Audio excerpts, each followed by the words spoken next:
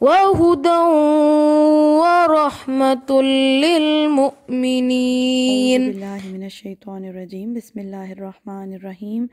ان فی خلق السماوات والارض واختلاف اللیل والنہار لآیات لأولی الالباب۔ کائنات میں قدم قدم پر نشانیاں موجود ہیں جو اللہ کی پہچان دے رہی ہیں، مگر کون لوگ ہیں جو ان نشانیوں سے اپنے رب تک پہنچ پاتے ہیں، اس کو پہچان جاتے ہیں؟ وہ لوگ جو ان پر غور و فکر کرتے ہیں، ان کو دل کی نگاہ سے دیکھتے ہیں، عقل والے، ہوش والے، باشعور لوگ جن کے دل زندہ ہیں، دل بیدار ہیں۔ دیکھیں، جب تک ہم غور نہیں کریں گے، عقل استعمال نہیں کریں گے، علم حاصل نہیں کریں گے، سب سے پہلی بات تو یہ نا کہ چیزوں کو جاننا بہت ضروری ہے۔ جیسے ابھی ہم نے کچھ ویڈیوز دیکھیں جس میں کہ ڈسکوری دکھائی گئی آسمانوں کی، جتنا بھی ابھی تک انسان سائنٹسٹ ڈسکور کر پائے ہیں، وہ یہ چیز جان چکے ہیں کہ ابھی تو کائنات کا 1% بھی وہ ڈسکور نہیں کر پائے۔ اتنی وسعت ہے آسمانوں کے اندر، زمین کے اندر۔ جب تک ہم ان چیزوں کا علم حاصل نہیں کریں گے کیسے رب تک پہنچیں گے؟ اچھا، اب آپ کے دل میں یہ سوال آ رہا ہوگا کہ جو ناسا میں کام کرنے والے لوگ ہیں، جو اصل میں ڈسکوریز کر رہے ہیں، تحقیق کر رہے ہیں، چاند پر جا رہے ہیں، وہ تو اصل میں مشاہدہ کر رہے ہیں نا ان سب چیزوں کا، ان سب کو تو پھر سب کو مسلمان ہو جانا چاہیے۔ مگر مسئلہ یہ ہے کہ قرآن کی نظر میں اولو الالباب کون ہیں؟ اولو الالباب وہ لوگ ہیں جو کائنات پر غور اس لیے کریں کہ وہ اللہ کی حقیقت کو جاننا چاہیں۔ اگر وہ اللہ کی کھوج میں یہ سب کچھ نہیں کر رہے تو پھر بے شک آسمان اور زمین کی جتنی مرضی مسافت ناپ ڈالیں، چاند پر گئے بے شک مریخ تک سفر کر رہے ہیں، اولو الالباب نہیں ہیں وہ۔ ان کے سروں پر کھوپڑیاں ہیں مگر اندر شعور نہیں ہے، کیونکہ اگر عقل اور شعور موجود ہوتا تو یہ کیسے ممکن تھا کہ انہیں سب کچھ نظر آ رہا ہے مگر ان سب کے پیچھے کریٹر نظر نہیں آ رہا۔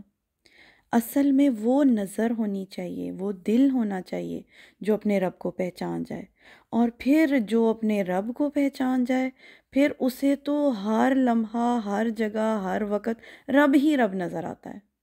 لوگ کہتے ہیں نا، ایتھسٹ کہتے ہیں نا ہمیں تو رب نظر نہیں آتا، رب ہی تو نظر آتا ہے ہر جگہ، ہر لمحہ، جس کو پہچان ہو جائے۔ اللہ تعالیٰ کہتے ہیں الذین یذکرون اللہ قیاما وقعودا وعلی جنوبہم، ایسے لوگ جو رب کی پہچان، معرفت حاصل کر لیتے ہیں، وہ لوگ پھر ہر لمحہ، ہر وقت اللہ تعالیٰ کو یاد کرتے ہیں، کیونکہ ہر جگہ سے تو انہیں رب نظر آ رہا ہے۔ وہ لوگ کھڑی حالت میں، بیٹھی حالت میں، پہلوؤں کے بل، یعنی کھڑی حالت میں بھی اللہ کو یاد کر رہے ہیں، اللہ کا ذکر کر رہے ہیں، بیٹھی حالت میں بھی ذکر کر رہے ہیں، لیٹی حالت میں بھی ذکر کر رہے ہیں، ہر وقت اللہ کا ذکر کر رہے ہیں۔ وَيَتَفَكَّرُونَ فِي خَلْقِ السَّمَاوَاتِ وَالْأَرْضِ، اور وہ غور و فکر کرتے ہیں آسمان اور زمین کی پیدائش میں، کریشن میں وہ غور و فکر کر رہے ہیں، اور وہ اس نتیجے تک پہنچ چکے ہیں۔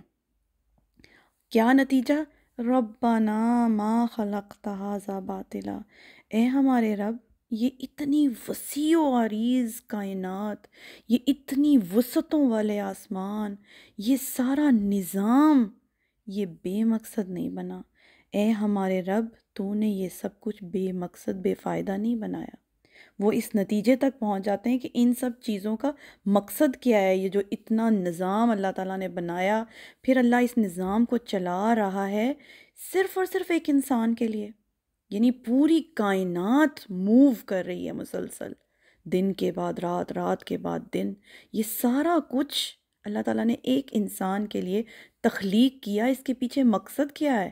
مقصد کیا ہے کہ اللہ یہ جاننا چاہتا ہے کہ یہ انسان اپنی فری ول، اپنی چوائس سے غور و فکر کر کے اپنے رب کو پہچان کر کیا اس کا فرما بردار بنتا ہے یا نہیں بنتا۔ فقنا عذاب النار، تو وہ اس نتیجے تک پہنچ جاتا ہے کہ آخرت میں حساب کتاب ہونے والا ہے، ایک دن یہ سب ختم ہو جائے گا اور پھر ان سب چیزوں کا اللہ تعالیٰ حساب مانگے گا۔ تو وہ کیا کہتا ہے؟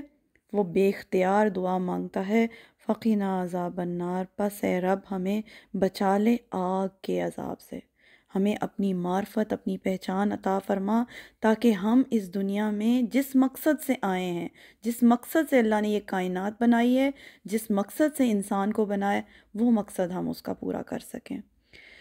تو انشاءاللہ تعالی مزید غور و فکر کریں گے۔ آج کے لیے اتنا ہی۔ سبحانک اللہم و بحمدک، اشہد ان لا الہ الا انت، استغفرک و اتوب الیک۔